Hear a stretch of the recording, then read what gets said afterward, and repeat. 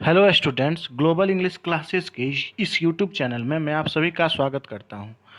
आज की वीडियो में हम लोग स्टोरी ऑफ इंग्लिश बुक के दूसरे chapter English down the age को पढ़ेंगे।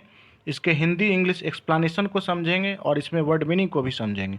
तो चलिए शुरू करते हैं। पहला लाइन है, the importance and usages of the English language in our modern and globalised world creates the impression that it is the language spoken by the maximum numbers of people all over the world. यानी हमारे आधुनिक और वैश्विक दुनिया में, यानी हमारे modern और ग्लोबलाइज्ड जो हमारा जो दुनिया है उसमें अंग्रेजी भाषा का महत्व और यह उपयोग या फिर धारणा के कि यह बताता है कि दुनिया भर में सबसे अधिक लोगों के द्वारा जो बोली जाने वाली भाषा जो है वह अंग्रेजी है, ऐसा जो है वह प्रतीत होता है ऐसा। However it is interesting to know that Mandarin Chinese is spoken by approximately 873,000,000 people holds this distinction। हालांकि यह जानना दिलचस्प होगा, यह जानना जो है इंटरेस्टिंग होगा कि लगभग जो है वह 873,000,000 लोगों द्वारा बोले जाने वाले जो है वह मैंडारिन जो है, जो चाइना की भाषा है मैंडारिन, यह इस विशेष सम्मान को रखती है। अर्थात चाइना के लोगों के द्वारा जो भाषा बोली जाती है मैंडारिन, यह विश्व में सबसे ज़्यादा बोली जाने वाली भाषा है। आगे बढ़ते हैं। English is spoken by about 309,000,000 peoples. यानी अंग्रेजी जो है वह 309,000,000 लोगों द्वारा जो है बोली जाने वाली जो है वह भाषा है। दो It is a language which has its presence in all parts of the world and its power is felt the world over। हालांकि यह एक ऐसी भाषा, यानी अंग्रेजी जो है वह एक ऐसी भाषा है जिसकी दुनिया के सभी हिस्सों में उपस्थिति है। यानी अब कोने कोने में, दुनिया के कोने कोने में जो है वह अंग्रेजी भाषा जो है वह बोली जाती है और इसके प्रभाव को दुनिया भर में जो है वह फेल्ट भी किया जाता है। फील का V2 जो है वो यहाँ फेल्ट है। ठीक है, आगे बढ़ते हैं। Hindi is third in terms of the number of spoken in the world. यानी विश्व में जो है वह बोलने वाली भाषा, यानी बोली जाने वाली भाषा में हिंदी का स्थान जो है वह तीसरा स्थान आता है। ठीक है, यानी पहला मैंडारिन है, दूसरा अंग्रेजी है और तीसरा जो है वह हिंदी भाषा है। आगे बढ़ते हैं। Another surprising fact is that English is just about 1500 years old and the language we are familiar with is less than 5 centuries old.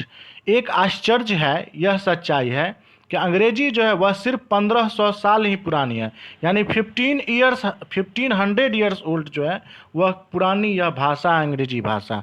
और जिस भाषा से हम परिचित हैं, इस भाषा से हम लोग क्या हैं, परिचित भी हैं, वह 5वीं शताब्दी से पुरानी जो है कम पुरानी है वह भाषा। ठीक है, आगे बढ़ते हैं। Moreover this language has given expression to world class literature in all genres. इसके अलावा, मोर ओवर का मतलब क्या होता है, इसके अलावा इस भाषा ने सभी शैलियों में, इस भाषा मतलब अंग्रेजी भाषा ने सभी शैलियों में विश्व स्तरीय साहित्य की ओर रुख किया है। ठीक है, विश्व स्तरीय साहित्य की ओर जो है वह एक रुख किया, अपना एक्सप्रेशन दिया है। आगे बढ़ते हैं। Shakespeare, Wordsworth, Milton and many others are still considered the greatest masters of their art and relevant for their ideas and literary genius. यानी शेक्सपियर, वर्ड्सवर्थ, मिल्टन और भी कई अन्य जो लेखक हैं वो अपनी कला के विचारों और साहित्य प्रतिभा, ठीक है, साहित्य प्रतिभा के लिए सबसे कुशल और उपयुक्त माने जाते हैं। कौन कौन? शेक्सपियर, वर्ड्सवर्थ और मिल्टन और भी अन्य जो है वो अंग्रेजी लेखक हैं जो। ठीक है, आगे बढ़ते हैं। The following facts will enable you to understand the reasons which have transformed the once humble East Midland dialect to a positions of unparalleled greatness in our times। निम्नलिखित तथ्यों से, यानी ये जो फॉलोइंग फैक्ट्स है, निम्नलिखित तथ्यों से आपको उन कारणों को समझने में सक्षम करेंगे जो पहले कभी पूर्व मध्य देशीय उपभाषा की स्थिति को बदल चुके हैं और हमारे समय में जो है वह अद्वितीय जो है वह एक महानता बना है। ठीक है, अब आगे बढ़ते हैं तो यहाँ से जो है वह periods in the history of English, यानी इंग्लिश का जो इंग्लिश के इतिहास का जो पीरियड रहा है, समय अंतराल रहा है, उसके बारे में थोड़ा सा देखते हैं। तो the evolution of the English language from the beginning in the Anglo Saxons time to the modern era has been an unbroken once, यानी अंग्रेजी भाषा का जो क्रमिक विकास जो हुआ है, ठीक है, अंग्रेजी भाषा का जो क्रमिक विकास जो हुआ है वो एंग्लो सैक्सन्स के समय के शुरुआत से ही आधुनिक युग तक अखंड रहा है। तो पहले चैप्टर में हम लोगों ने पढ़ा था कि अंग्रेजी भाषा का विकास जो है वो एंग्लो सैक्सन्स लोग किए थे, ठीक है। एंग्लो सैक्सन्स कौन थे? जो जर्मनी के ट्राइब्स हुआ करते थे, जनजाति थी, उन्होंने ही अंग्रेजी भाषा का विकास किया है। तो आगे बढ़ रहे हैं अब। We can distinguish 3 main periods in the history and growth of the language in the following manner. हम लोग निम्नलिखित तरीके से इतिहास के तीन जो है जो मुख्य काल हैं, जो ओल्ड इंग्लिश, मॉडर्न इंग्लिश और मिडिल इंग्लिश जो है, उसके 3 काल को भाषा के विकास के अंतर कर सकते हैं, ठीक है। तो उनका जो भाषा का जो विकास हुआ उसमें हम अंतर कर सकते हैं 3 रूपों में बांट करके। पहला है ओल्ड इंग्लिश, इसका पीरियड जो है वो 449 एडी से और 1066 एडी तक जो है वह कहा जा सकता है कि पुरानी जो अंग्रेजी थी, हमारे प्राचीन जो अंग्रेजी थी, इसका पीरियड कब से कब तक था? तो 449 ईस्वी से 1066 ईस्वी तक जो है वह ओल्ड इंग्लिश रहा। उसके बाद आते हैं तो मिडिल इंग्लिश जो है, यानी मध्य अंग्रेजी जिसे कहेंगे, तो वो 1150 से लेकर के 1500 ईस्वी तक जो है वह मिडिल इंग्लिश रहा। उसके बाद थर्ड जो है वह तीसरा जो इंग्लिश है, यानी मॉडर्न इंग्लिश, जिसको हम आधुनिक अंग्रेजी कहते हैं, जो अभी चल रही है, वह 1500 ईस्वी से आगे बढ़ी है और अभी तक जो है वह मॉडर्न इंग्लिश ही चल रही है पूरे दुनिया में। अब आगे बढ़ते हैं हम लोग, तो एक एक करके जो है वह ओल्ड इंग्लिश, मिडिल इंग्लिश और मॉडर्न इंग्लिश को देखेंगे। तो चलते हैं ओल्ड इंग्लिश पर। Throughout this period English contributed to be the language of every day speech for the common mass. इस अवधि में, यानी ये जो हमारा ओल्ड इंग्लिश का जो पीरियड था, इस अवधि के दौरान अंग्रेजी जो है वह आम जनता के लिए रोज़मर्रा की बोली जाने वाली भाषा बन रही थी उस समय में, ठीक है, ओल्ड इंग्लिश के पीरियड के टाइम में। आगे बढ़ते हैं। The division made above are more for conventions but it is possible to distinguish certain linguistic features in each of these periods. ऊपर दिए गए, ठीक है, ऊपर दिए गए विभाजन सुविधा के लिए अधिक है, लेकिन इनमें से प्रत्येक अवधि में कुछ भाषा ही विशेषताओं को अलग करना जो है वह संभव रहा, ठीक है। ऊपर में जो विभाजन जो दिया हुआ है ओल्ड इंग्लिश, मिडिल इंग्लिश और मॉडर्न इंग्लिश का, यह विभाजन से जो है हम अलग अलग कर सकते हैं अंग्रेजी के विकास को। आगे बढ़ते हैं। तो द ओई मतलब old English period is characterized by inflections, यानी पुरानी इंग्लिश जो थी वह सुर ताल से चित्रित हुआ करती थी, ठीक है, पुरानी English. Gradually over a period of time these inflections were found to have been levelled. धीरे धीरे समय के साथ साथ जो है इन सुर ताल को समतल पाया गया, यानी एक लेवल्स जो है इनका एक पाया गया इस सुर तालों का, अंग्रेजी में जो ओल्ड इंग्लिश में जो सुर ताल हुआ करती थी उनका।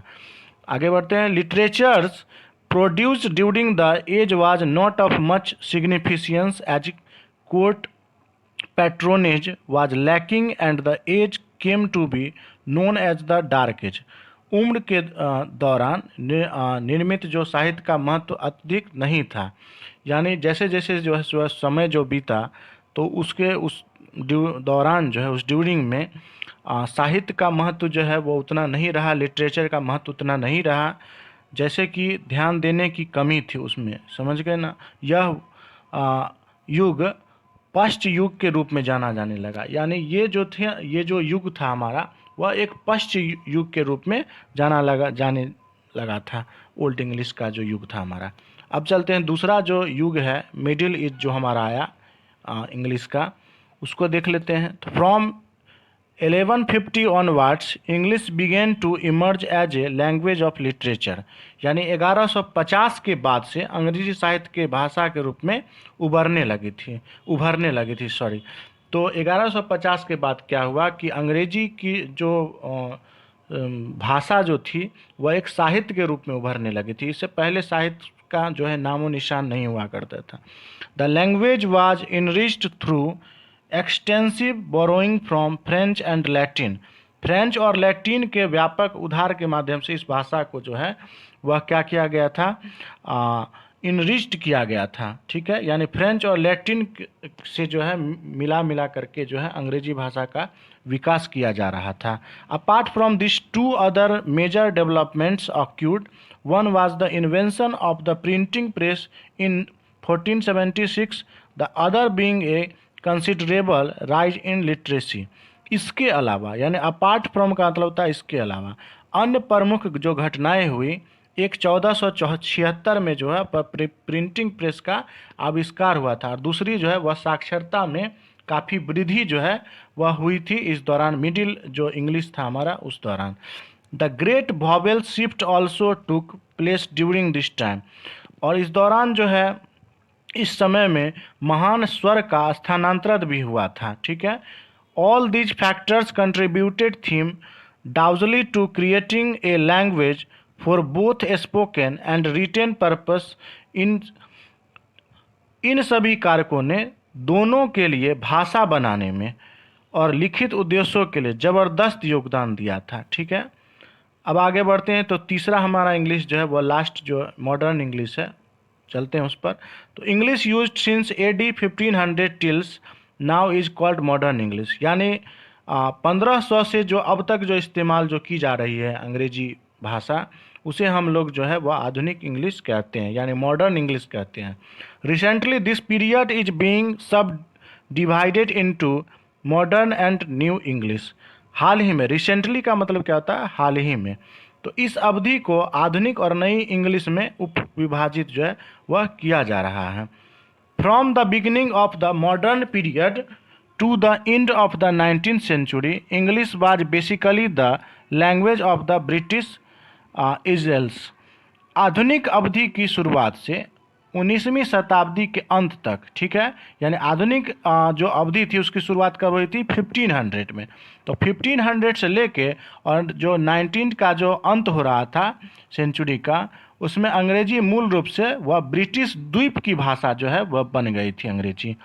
विथ द, यहाँ पर 2 बार जो है वह द का यूज हो गया है। तो with the territorial expansions of the British Empire, together with the growth of science, industry, politics, and literature, the English language enriched itself by successfully adding to its vocabulary and the flavor of the countries the British had colonized।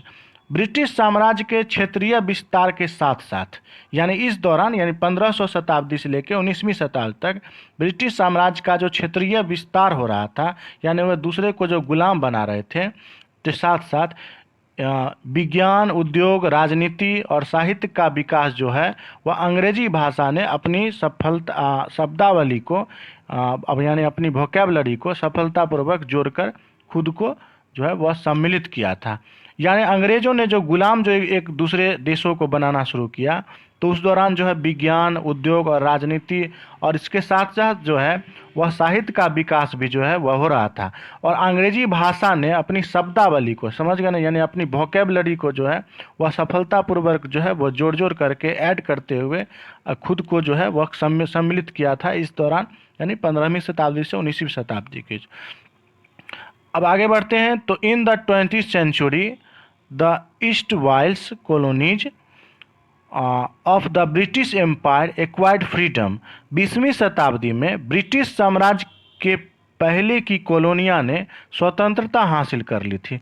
कॉलोनियों जो है वह उपनिवेश कहा जाता है, यानी British ने जिन्हें जिन्हें गुलाम जो बनाया था, तो 20वीं शताब्दी में वह जो क्या हुआ कि वे लोग आज जो है वह स्वतंत्रता हासिल कर लिए थे अंग्रेज़ों से।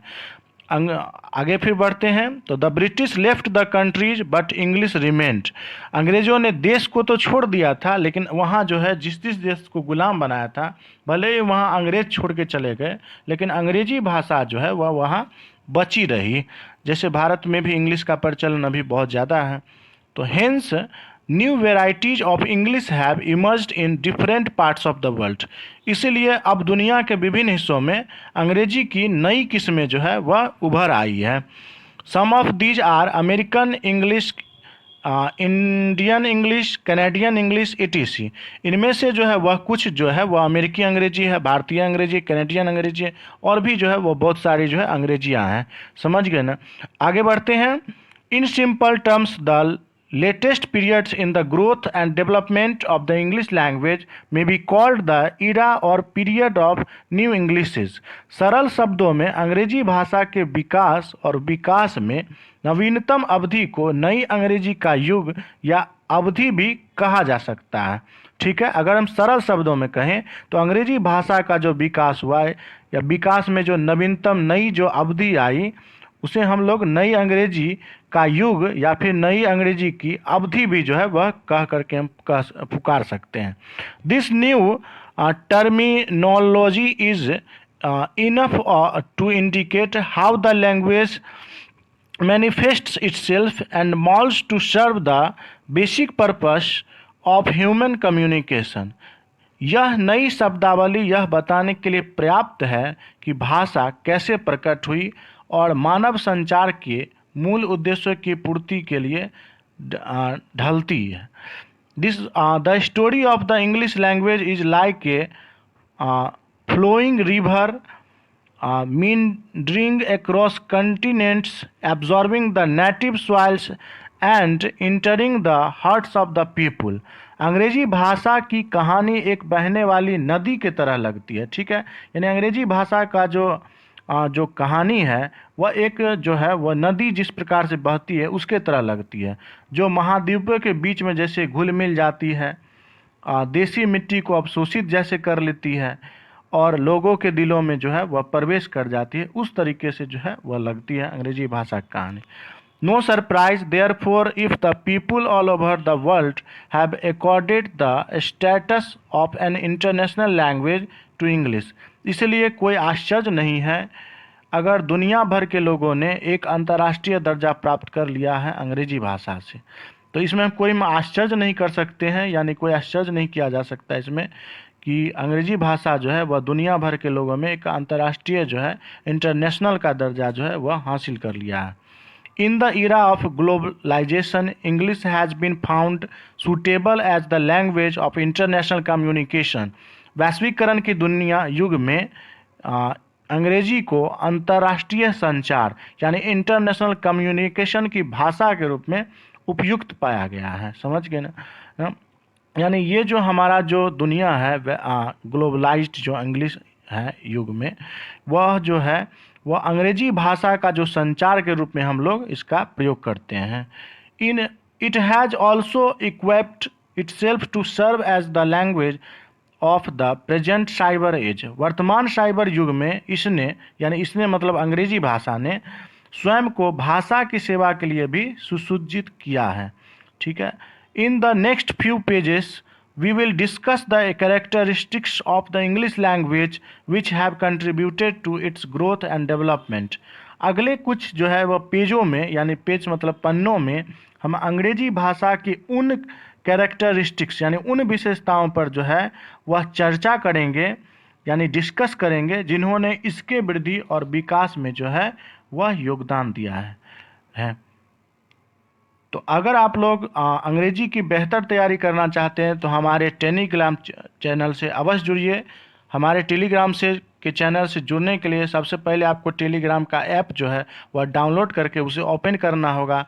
ओपन करने के बाद उसके बाद सर्च बॉक्स में जा कर के आपको ग्लोबल इंग्लिश क्लासेस लिख करके सर्च करना है और फिर नीचे में जो है वह ज्वाइन का ऑप्शन रहता है, तो वहाँ से आप चैनल को ज्वाइन कर लें। अगर आपको वीडियो ये अच्छा लगा हो तो इसे ज़रूर शेयर करें, कमेंट करें और लाइक करें वीडियो को। Thanks for watching this video.